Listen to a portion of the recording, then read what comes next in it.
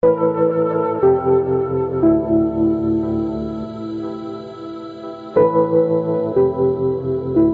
I think is really important there is that what we see is from 2 years ago when you were here and we talked about truth and beauty and goodness.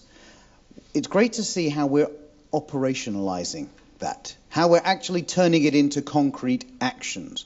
And this is something we're going to come to in the conclusion. We're going to be looking at what we can actually do.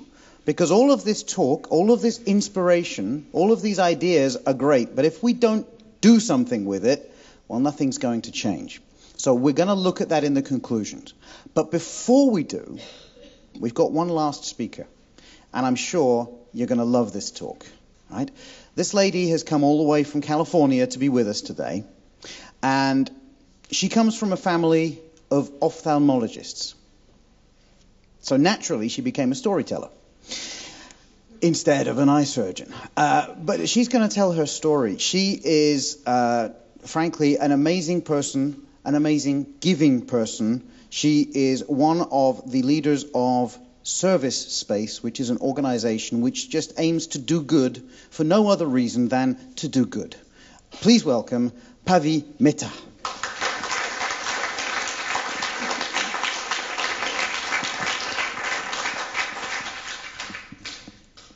It's such an honor to be here. Can you all hear me?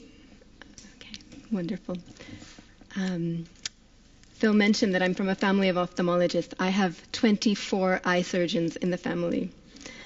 And I'm a storyteller, like he said. And over the years, I think I've come to realize that telling stories is a little bit like doing eye surgery. Certain stories can help us see the world and ourselves and each other a little bit more clearly.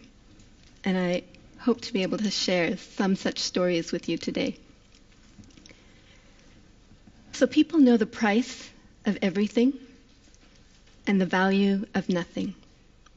More than 100 years have passed since Oscar Wilde penned those words, and in that time we've managed to put price tags on things that Oscar couldn't have seen coming, not even in his wildest dreams or nightmares. For instance, today, your company, for $10, can buy the right to emit a metric ton of carbon dioxide into the atmosphere. For $7,500, you can hire a human being to be a guinea pig in risky drug trials. And for $250,000, you can purchase the right to shoot and kill an endangered black rhino in South Africa. We've managed to put price tags on life, death, and almost everything in between. So in a world where everything has a price, what happens to the priceless? This is the Golden Gate Bridge, not too far from where I live. It's arguably the most beautiful and perhaps one of the most photographed bridges in the world. It is a testament to our technical ingenuity, but it is also a testament to our moral failure. This is the second most common suicide site on the planet. This is John Kevin Hines. At 19, he suffered an intense bout of depression and showed up on this bridge. He walked through the crowds of tourists, and he had tears streaming down his face. He was looking for a moment of human connection. And that's when a young woman approached him, and she asked, "Can you take my picture?" She didn't notice the tears, didn't stop to ask how he was doing. John took the picture, gave her the camera, turned around, took 3 running steps, and jumped. He is one of the rare people who've jumped that bridge and actually survived. And one of the most haunting things that he shared since his rescue, if anyone had smiled at him that day, he would not have jumped. A smile. So we live in a time where we have mastered the art of liking each other on Facebook. We have forgotten the art of loving each other in real life. Disconnection is a growing epidemic, and it's not something that's just isolated to teenagers. It is a growing cancer in the workplace. A recent study showed that 70% of all people at work are emotionally disconnected. And of course, we have a price tag for that disconnection. It costs an estimated $300 billion a year in lost productivity. So this is not a social problem or a spiritual problem alone. It is a business problem. It's an economic problem. So what are we going to do? What's the solution? Making meaningful products is good, and it's necessary, but it's not enough. There was another recent study that showed the majority of people worldwide would not care if the majority of our brands disappeared overnight. Our sense of purpose doesn't lie in our commodities. It lies in our sense of communion. It doesn't lie in our products. It lies in the realm of the priceless. So what happens when we as leaders and thinkers bring those priceless gifts back into circulation? That's the beginning of something we like to call giftivism, the practice of radically generous acts that transform the world. Giftivism and giftivists have existed through all of history. People like Mahatma Gandhi, Mother Teresa, Nelson Mandela, Martin Luther King, people who believed that when you change yourself, you can change the world. But giftivism isn't just the sole property of social change giants like these. The seeds of it lie within each one of us. But to tap into that, we need to do something that these guys did. We have to upturn one of the fundamental assumptions of economics. The assumption of economics, the base of it all, is that all people act to maximize self-interest. The belief that people are inherently selfish. Giftivism turns that idea on its head. And it asks the question, what practices, what systems, what designs emerge if we assume that people want to be selfless? It's a really powerful question to ask. And service-based evolved as one answer to that question. It started in the 1990s in the heart of Silicon Valley at the height of the dot-com boom. It was a time in history when the dominant paradigm was greed is good. Greed is good. And there was a young group of people who decided to jump off that bandwagon. And they said, we're going to do something different. We are going to build websites for nonprofits free of charge. Money wasn't the focus. The idea and the intention was to practice unconditional generosity. They delivered millions of dollars worth of services, but it was offered up as a gift. And everything we have done since then at ServiceSpace has had to follow our 3 guiding principles. And none of these principles make any sense to the business world. The first principle, stay volunteer run. We have no paid staff. People looked at that and said, you won't scale. Second principle, don't fundraise. We wanted to practice serving with what we had. People warned us that we wouldn't sustain. The third principle, focus on small acts. We wanted to remain humble. We wanted to stay present instead of getting caught up in strategizing for grand outcomes. People told us we wouldn't be effective. But in reality, these 3 constraints forced us to discover new value. We scaled, we sustained, and we blossomed into an entire ecosystem of services that now encompasses 500,000 members around the world. One of the things that we tried to do within ServiceSpace is look for services that are traditionally hard to monetize. Things like good news. Bad news is so much easier to sell. That's why the headlines are filled with the fear narrative, with that, the sensationalism, but it's not where the priceless lies.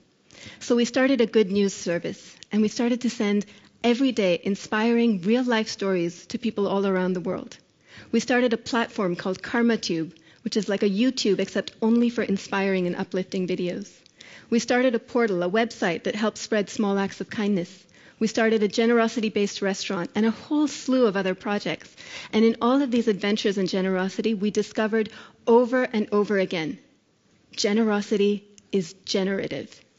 It creates new value. And giftivism organizes around that value through 4 key shifts. The first shift is from consumption to contribution. The average person in the city sees about 5,000 ads a day. The majority of that is subconscious. We don't even realize we're taking it in. So the marketplace primes us to consume. But the truth is, we are hardwired to contribute. And that's not wishful thinking, it's actual neuroscience.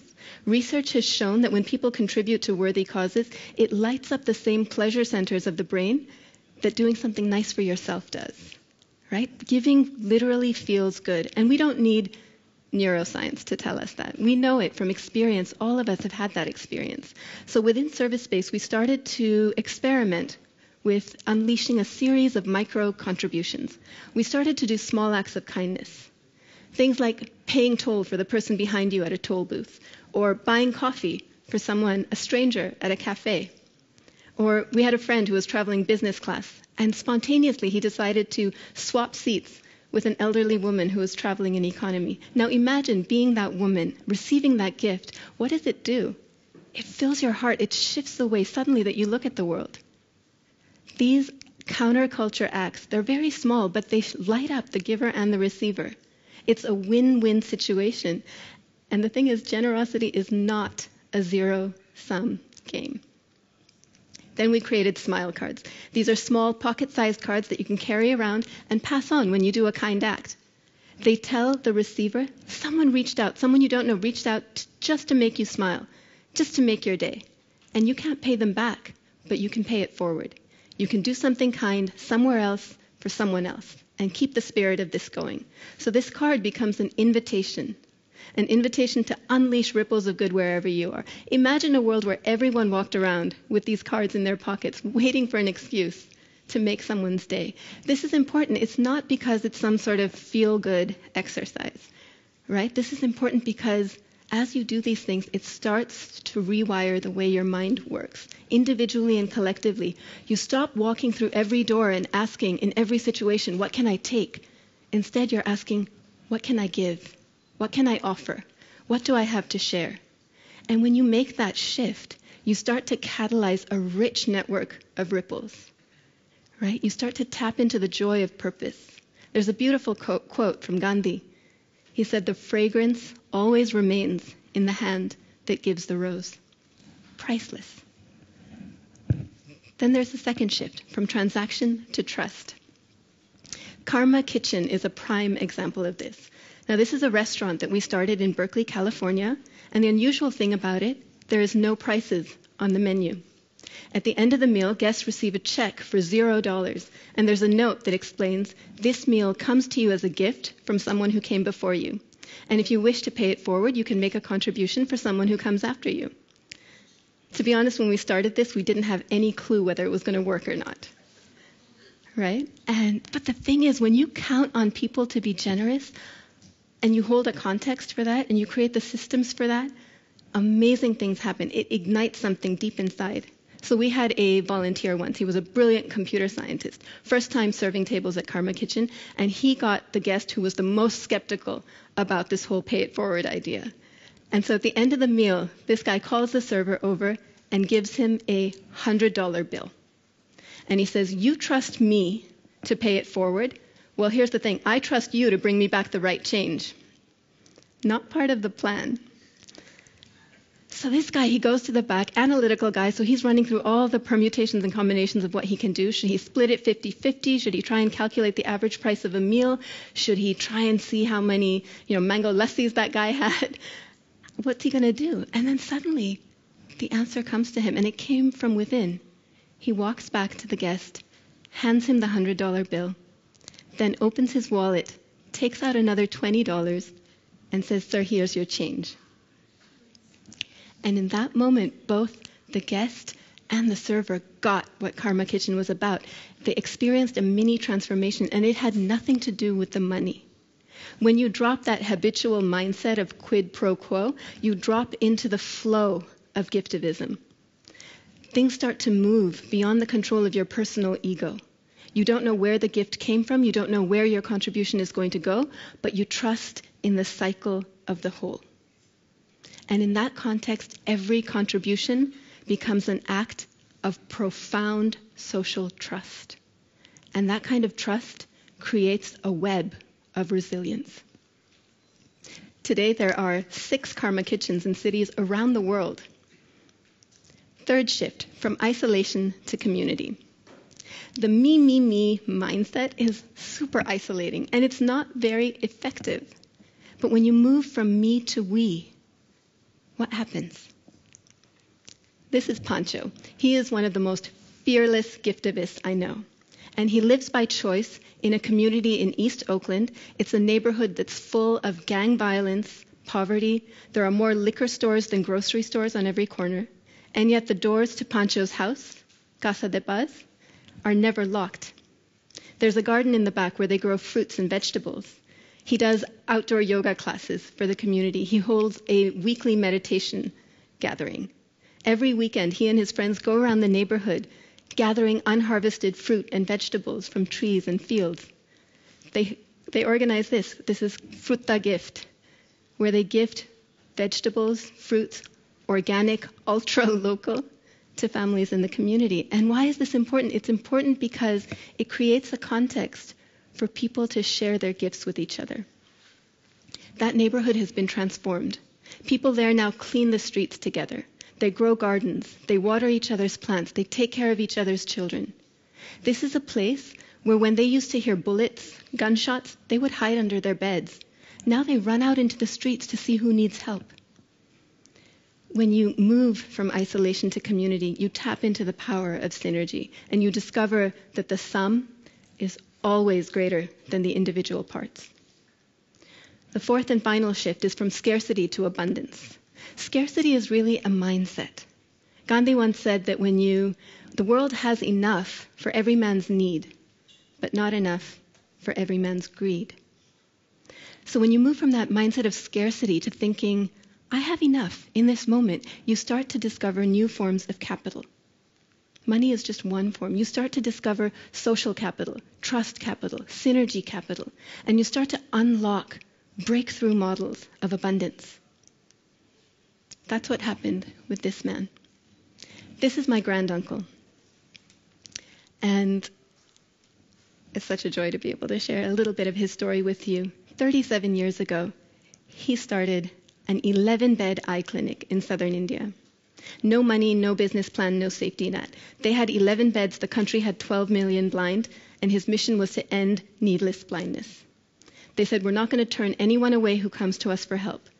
60% of the work that they do is done for free. They don't take any donations or do any fundraising, and yet they are a fully self-sustaining institute. How do they do this? The way it works is patients decide whether they want to pay or not. Those who can pay do, and they help cover the costs for those who can't. It is a simple, elegant, and breathtakingly compassionate system, and it really works. Quality outcomes are world-class, and whether you pay or not, you get the same high-quality treatment. Today, Aravind is the largest eye care provider in the world. They have seen over 38 million patients. They've done over 5 million surgeries. The majority have been done for free or at ultra-subsidized costs. They have redefined the impossible. Harvard Business School for the last 20 years has been doing a case on them. They, along with hundreds and thousands of other organizations and social enterprises, are looking at this model and saying, how does this succeed in spite of the fact that it breaks every rule of business? And the thing is, this doesn't work in spite of the fact that it breaks those rules. It works because it breaks those rules. So giftivism isn't some sort of utopian dream for a distant future. It's a priceless inheritance that we can tap into in this moment, and the rewards are built in. When you move from consumption to contribution, you tap into the joy of purpose. When you move from transaction to trust, you build a web of resilience. When you move from isolation to community, you tap into the power of synergy. And when you move from a mindset of scarcity to one of abundance, you discover radically new possibilities. I began this talk with the story of one desperate teenager. I'm going to close with the story of another. This is Julio Diaz. As he was walking home late one night from work, he was approached by a teenager with a knife who said, "Give me your wallet." Julio handed over his wallet, and as the boy turned to run, Julio said, "Wait, you forgot something." The boy turned around, and Julio said, "You forgot to take my coat. It's a cold night, and if you're going to be out here robbing people all night, you're going to need this." Now, in the history of robbery, I'm not sure if that's ever happened before, but it had never happened to this boy. He took the coat. And then Julio said, "Are you hungry? There's a restaurant down the street. Would you like to have dinner together?" And incredibly, the boy said yes. So they walk over to the dinner, to the restaurant. And there's Julio. Imagine, he's sitting there dining with his robber and treating him with nothing but compassion. And at the end of the meal, Julio looks over at the boy and he says, "You know, I'd really love to buy you dinner, but you have my wallet." And the boy slides the wallet across the table. And then Julio leans forward and he says, "I need to ask you for one more thing. Can I have your knife too?" And without a word, the knife comes across the table.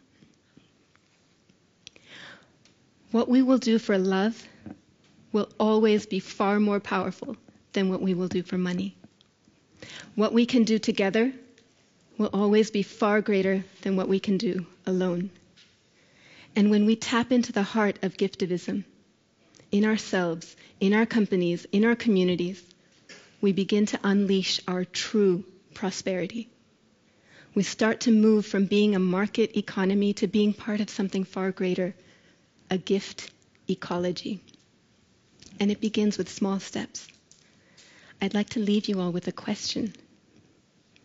What is your small step today? What is your giftivist resolution? Take a moment to hold that question in your heart.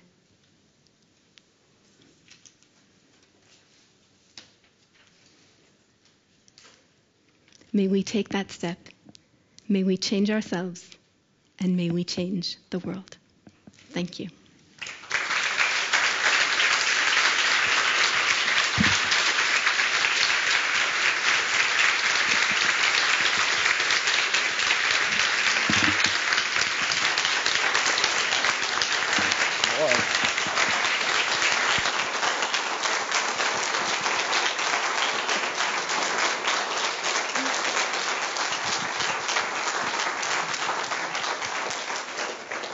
How do you follow that? Pavi, thank you. From here, thank you. Whoa. That was true richness. That was true richness. What can we give? What can we give? And by giving, we can change the world. Such great examples. Thank you so much.